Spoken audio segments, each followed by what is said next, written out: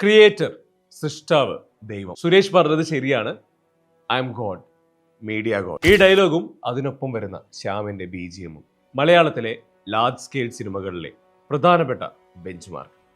മമ്മൂട്ടിയുടെ greatest comeback, master craftsman ജോഷിയുടെ ഗംഭീര ഫിലിം മേക്കിംഗ്, മലയാളത്തിന്റെ New Delhi. Malayalam cinema had anti heroes before anti heroes became cool.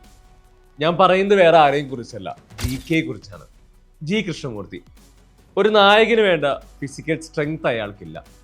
നടക്കുന്നതിൽ അയാൾക്ക് ബുദ്ധിമുട്ടുണ്ട്. പക്ഷെ അയാളെ സ്ട്രോങ് ആക്കിയത് അയാളുടെ റിവെഞ്ച് ആയിരുന്നു. തന്റെ ജീവിതം ഇല്ലാതാക്കിയവരോട് പകരം ചോദിക്കാൻ അയാൾ തിരഞ്ഞെടുത്ത മാർഗം വാസ് മേർഡർ.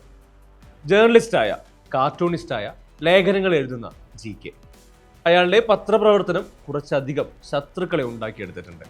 അങ്ങനെയിരിക്കെ അയാളുടെ ജീവിതത്തിലേക്ക് മറിയ വരുന്നതും ഒരു പ്രത്യേക ഇൻസിഡന്റിൽ, അതായത് CR പണിക്കനും ശങ്കറും കാരണം ഇരുവരുടെയും ജീവിതം തകരുന്നതും GK ജയിലിലാകുന്നതും അവിടെ നിന്ന് പുറത്തിറങ്ങി ന്യൂഡൽഹി ഡയറി എന്ന പത്രം തുടങ്ങി തന്റെ പ്രതികാരം പൂർത്തിയാക്കുന്നതുമാണ് സിനിമയുടെ കഥ.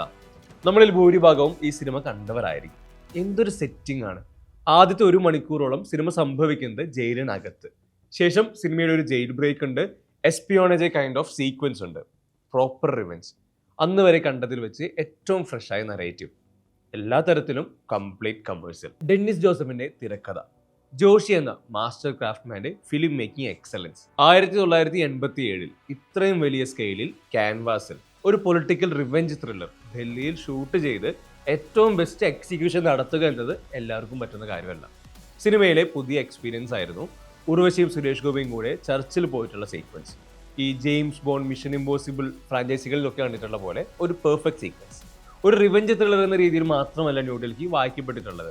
80കളിൽ തന്നെ മീഡിയ കറപ്ഷൻ, പൊളിറ്റിക്കൽ മാനിപ്പുലേഷൻ ഇത്രയും സ്ട്രോങ് ആയി പറഞ്ഞ നായകനൊപ്പം തന്നെ അതിഗംഭീര ക്യാരക്ടർ ആർട്ടിസ്റ്റുകളും പെർഫോം ചെയ്ത മലയാളത്തിന്റെ ബെഞ്ച് മാർക്കാണ് ന്യൂഡൽഹി. ഇർവിൻ വാലസിന്റെ ദ ഓൾമൈറ്റി എന്ന നോവലായിരുന്നു സിനിമയുടെ ഇനീഷ്യൽ തോട്ടിന് ആധാരം.